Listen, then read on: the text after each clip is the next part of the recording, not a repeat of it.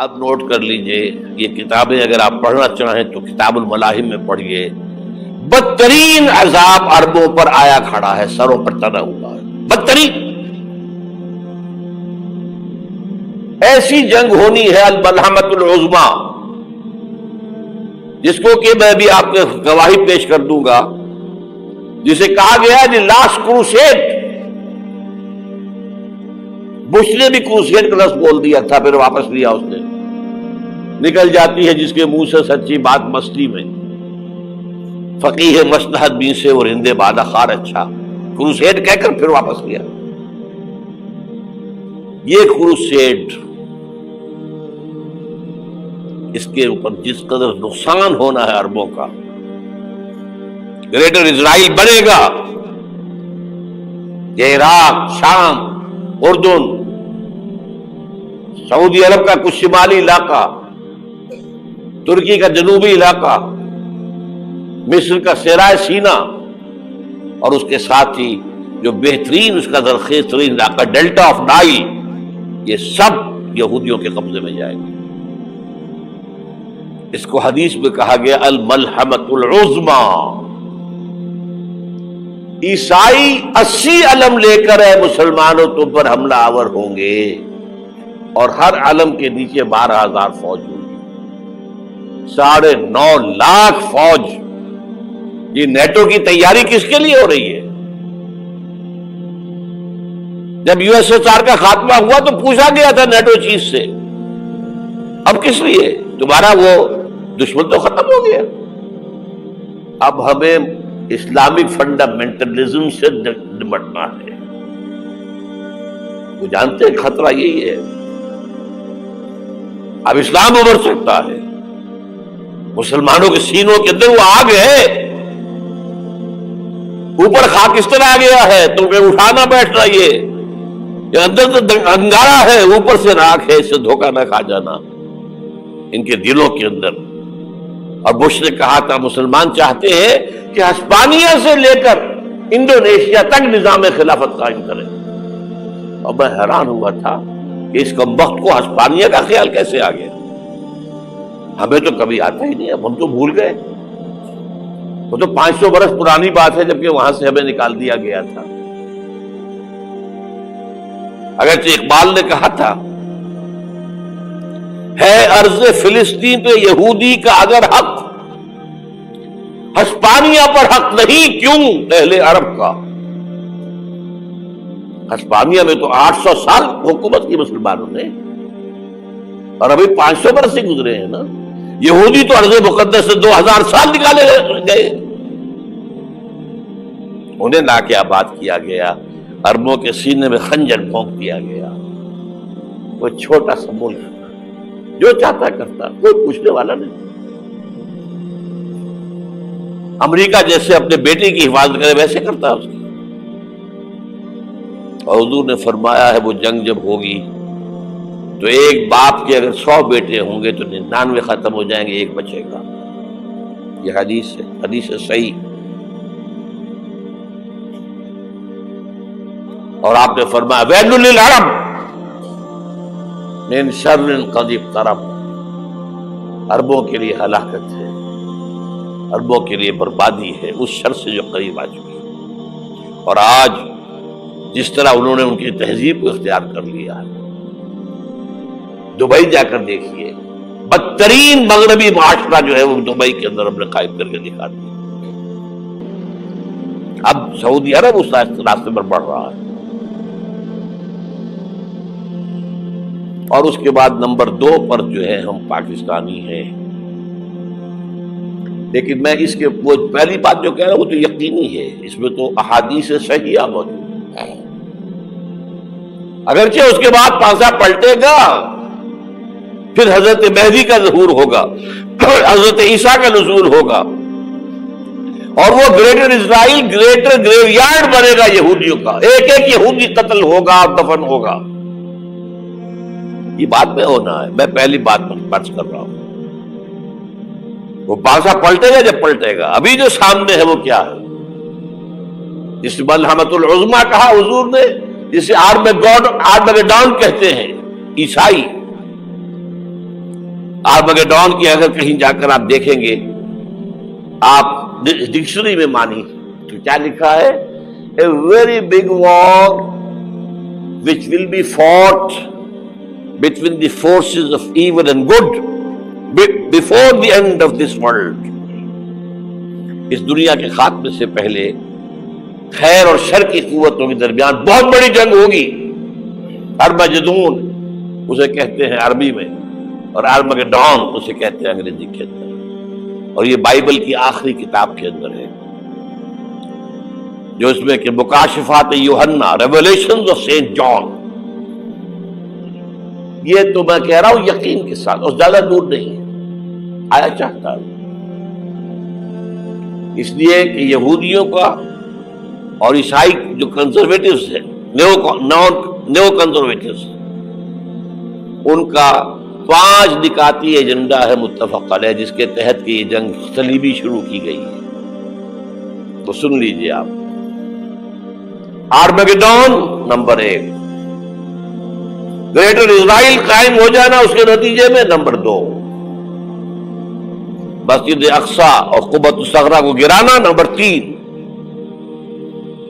वहां third temple, वो मस्जिद जो हजरत सुलेमान ने बनाई थी 1000 कब्ल मसीह में, फिर बर्बाद की थी नेबूकदनेस्सर ने, दोबारा बनाई गई, फिर दोबारा खत्म हुई, 70 ईस्वी अब तक गिरी पड़ी है। उनका खाना काबा गिरा हुआ है 70 ईस्वी से लेकर आज तक। एक दीवार है वेलिंग वॉल, जहां जाते हैं, रोते हैं, पीटते हैं, मातम करते हैं, वहां वो बनेगा थर्ड टेंपल। और नंबर 4, उसमें लाकर रखा जाएगा तख्त हजरत दाऊद का। ये तख्त कहां है इस वक्त? ये लंदन शरीफ के अंदर जो उनकी पार्लियामेंट का जो चर्च है, वेस्टमिंस्टर एबे, उसमें रखा हुआ है।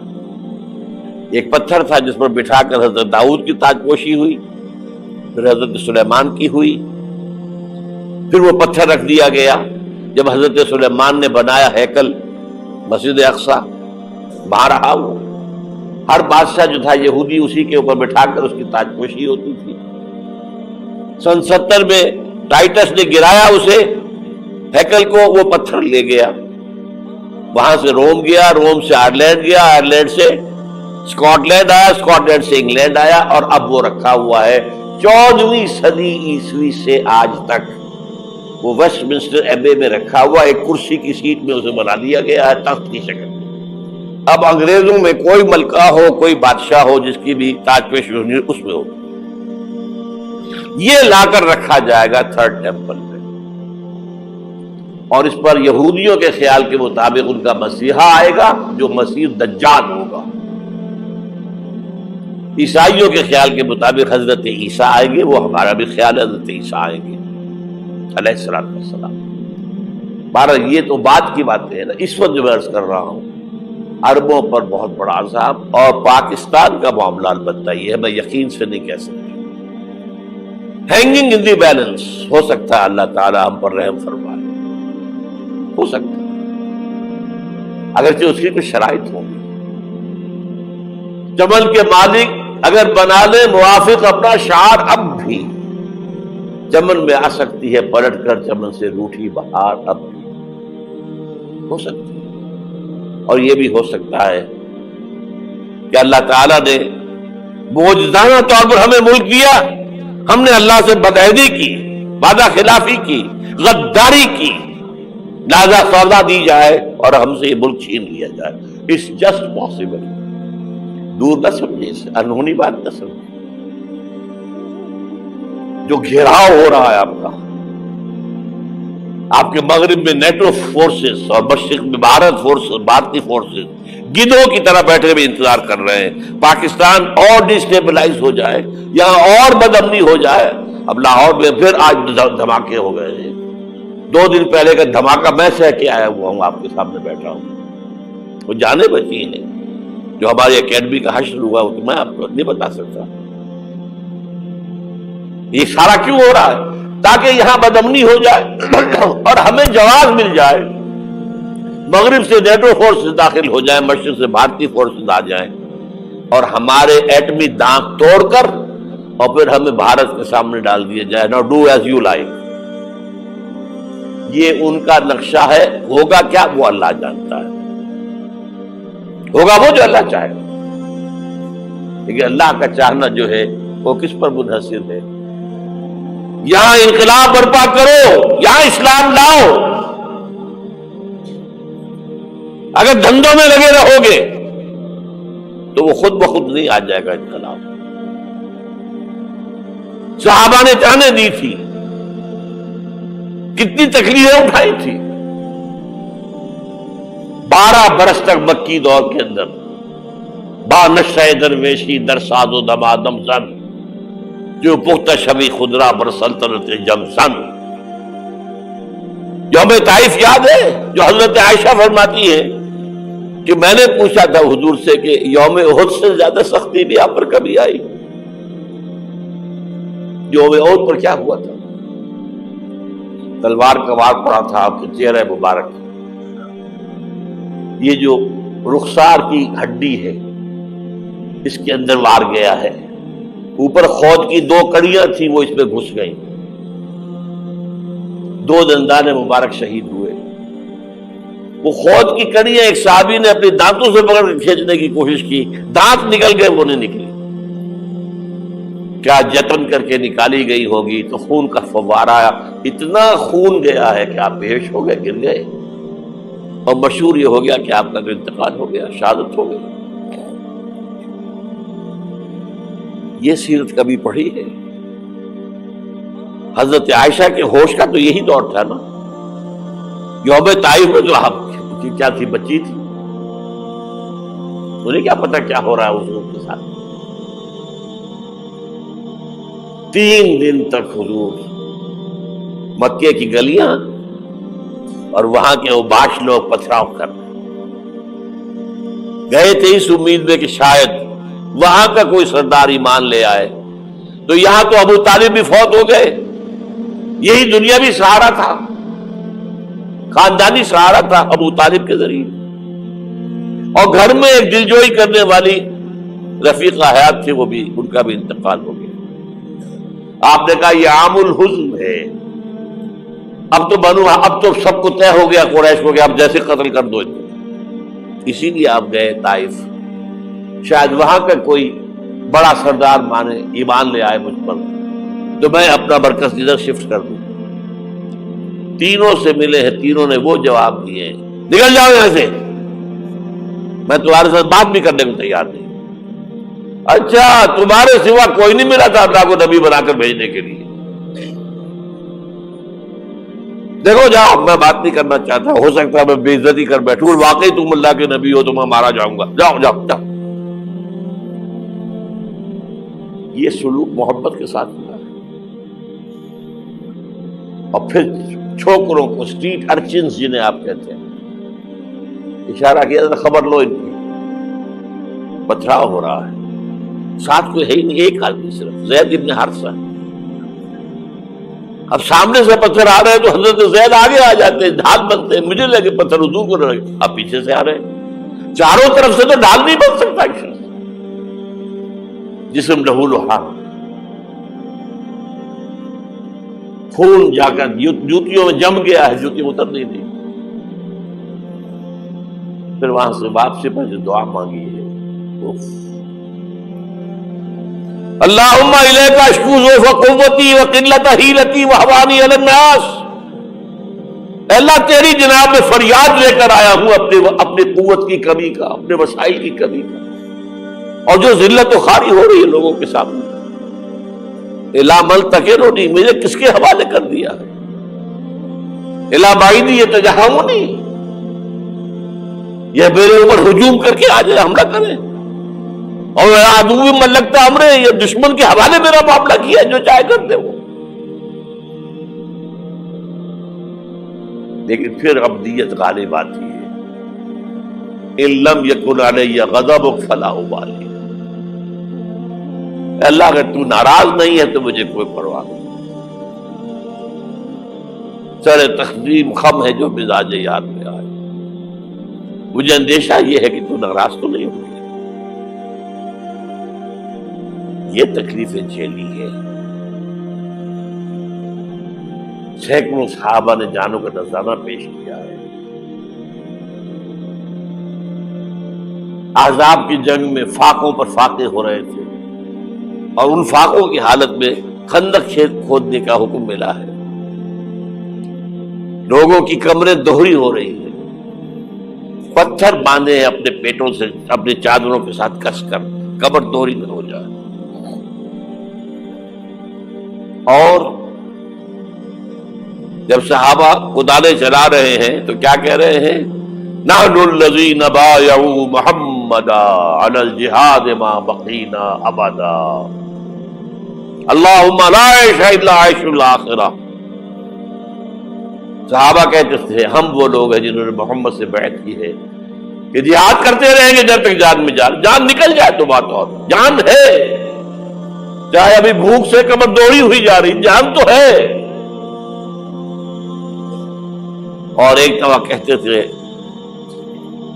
اللہم لا عیش الا عیش الاخرہ، اے اللہ عیش زندگی تو آخرت کی زندگی ہے. اور حضور فرماتے تھے، حضور کے بیٹھے ہوئے نہیں تھے گاؤں تکیہ لگا کر، پتھر اٹھا اٹھا کر خندق میں سے لے جا کے باہر پھینک رہے تھے. جب صحابہ کہتے ہیں اللہم لا عیش الا عیش الاخرہ، حضور فرما رہے ہیں فاغفر الانصار والمہاجرہ، اے اللہ ان انصار اور مہاجرین کی مغفرت فرما دو.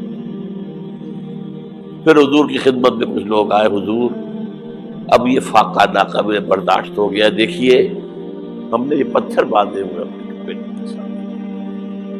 حضور نے کرتا اٹھا کر دکھایا، وہاں 2 پتھر بندھے ہوئے. یہ ہے سیرت النبی. آپ کس چیز کو سیرت النبی سمجھتے ہیں؟ بہرحال اس موضوع پر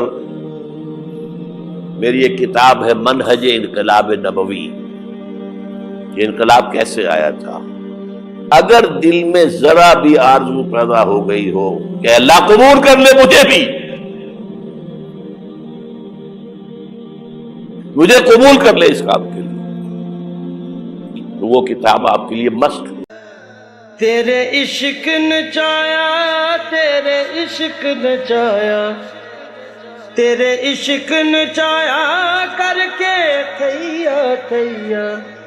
چھیتی بوڑی وے طبیبا نہیں تے میں مر گئیاں. چھیتی بوڑی وے طبیبا نہیں تے میں مر گئیاں. تیرے عشق نچایا کر کے تھیا تھیا.